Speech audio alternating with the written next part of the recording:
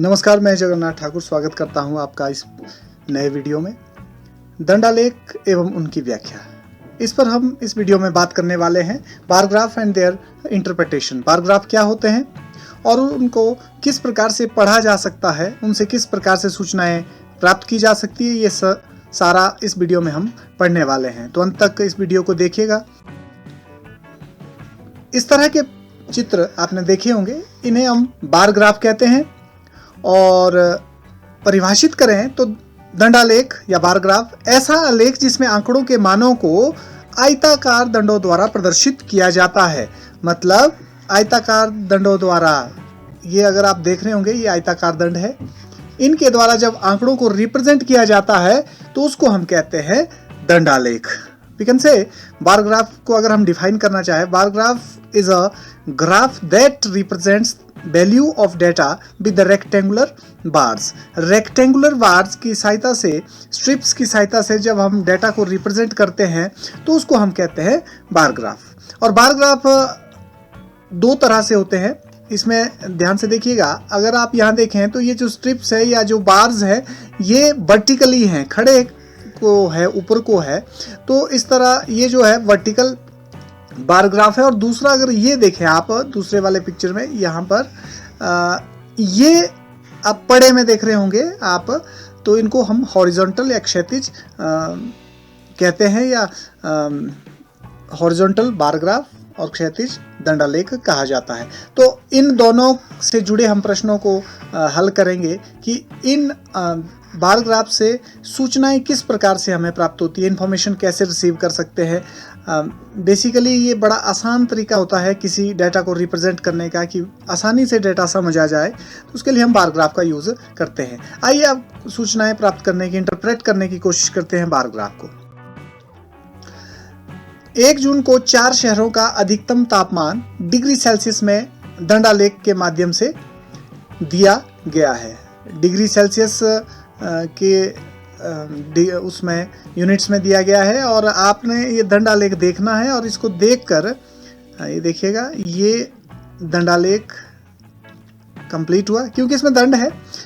जो बार्स हैं, 1 2 3 4 बार्स है, और 4 बार से बना ये दंडालेख है। इसमें जो इनिशियल इंफॉर्मेशन कि ये 4 शहरों के तापमान को दर्शा रहा है, 1 जून के अधिकतम तापमान को।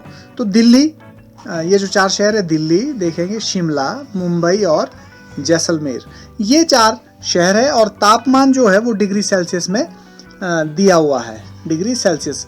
और अगर आप यूनिट देखें इस ग्राफ की, तो एक एक यूनिट है, 0 1 2 3 4 5, इस तरह से आगे बढ़ रही है और यूनिट्स हैं।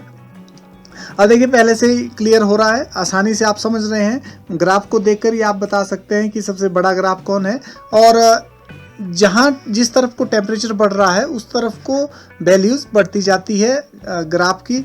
अब कैसे इसको इंटरप्रेट करते हैं? मान लो सबसे पहला प्रश्न ये पूछा गया कि दिल्ली का तापमान कितना है। तो आपने क्या करना है, सबसे पहले दिल्ली का बार कौन सा है, ये वाला है, पहला वाला, ये वाला, ये दिल्ली के लिए बार रिप्रेजेंट किया है। अब यहाँ का तापमान कितना है, तो तापमान वाई अक्ष में है, वर्टिकल है, ऊपर को बढ़ रहा है टेम्परेचर। तो देखिए 0 1 डिग्री 2 3 4 5। आपने कहाँ तक देखना है? आपने देखना है कि ये जो बार जो दिया गया है ये कहाँ तक जाता है। तो ये बार देखिए, ये जा रहा है यहाँ तक, यहाँ तक है ना जी। ये जो बार है पहले वाला, ये यहाँ तक है। इसमें आपने अब क्या करना है, बिल्कुल इसके इस अक्ष में देखना है। तो ये किसके सामने है? बिल्कुल 33। तो हम कह सकते हैं दिल्ली का तापमान जो है वो 33 डिग्री सेल्सियस है। कितना है जी? 33 डिग्री सेल्सियस तापमान है दिल्ली का। ओके, ये हमने देखिए इंफॉर्मेशन कहाँ से ली, इस ग्राफ से। सेकेंडली, किस शहर का तापमान सबसे अधिक है, सबसे ज्यादा तापमान? तो अब आपने देखा तापमान ऊपर को बढ़ रहा है, तो जो बार सबसे ऊंचा होगा उस शहर का तापमान सबसे अधिक होगा। तो ये देखिए, ये बार ग्राफ अगर आप इन चारों में देखें, 1 2 पहला है, दूसरा है, तीसरा है, चौथा, ये चौथे वाला सबसे ऊंचा है। इसका मतलब हम कह सकते हैं चौथा बार किससे जुड़ा है? ये है जैसलमेर का। हम कह सकते हैं किस शहर का तापमान सबसे अधिक है, तो हम कह सकते हैं जैसलमेर का तापमान सबसे अधिक है। आगे, किस शहर का तापमान सबसे कम है? तो सबसे छोटा बार ग्राफ, तुरंत ग्राफ देखिए एकदम दिख रहा है। सबसे छोटा ग्राफ ये वाला है, दूसरे नंबर का जो बार है, तो ये किसका है? शिमला का। तो हम कह सकते हैं सबसे कम तापमान जो है किस शहर का है जी? हम कह सकते हैं सबसे कम तापमान है शिमला का। ठीक है जी, तो शिमला का तापमान सबसे कम हो गया।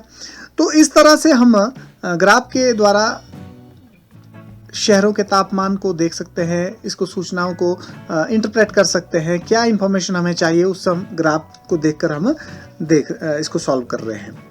अब ये तो था वर्टिकल ग्राफ जिसमें ऊर्ध्वाधर दंड हमारे पास थे, लेकिन अब दूसरी तरह का ग्राफ का अध्ययन करते हैं जिसमें क्षैतिज या हॉरिजॉन्टल।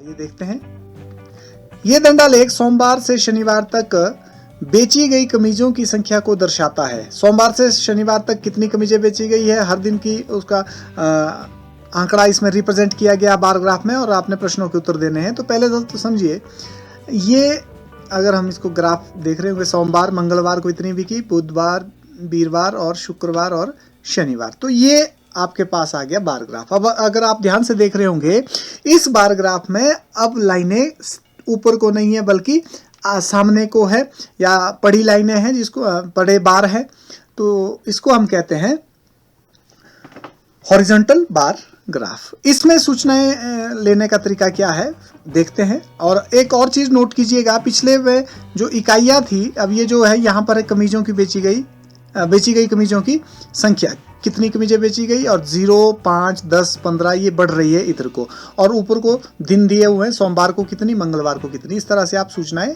इंटरप्रेट कर सकते हैं। अब जरा कुछ प्रश्नों के उत्तर देते हैं। पहला, किस दिन अधिकतम कमीजें बेची गई?